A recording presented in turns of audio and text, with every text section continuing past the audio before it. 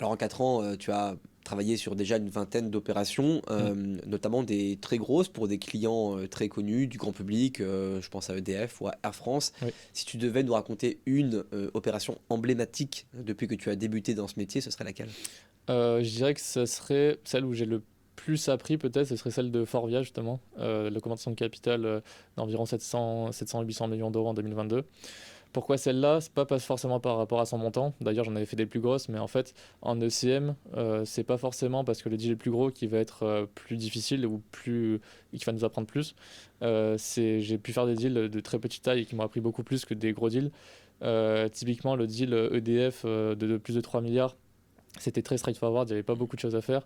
Et même si on avait un rôle majeur dessus, bah, en fait, ça s'est fait assez facilement. Il n'y a pas eu grand-chose de complexité. Enfin, il n'y a pas eu Hmm. de complexité. Donc, en fait, ce deal-là s'est fait de manière naturelle.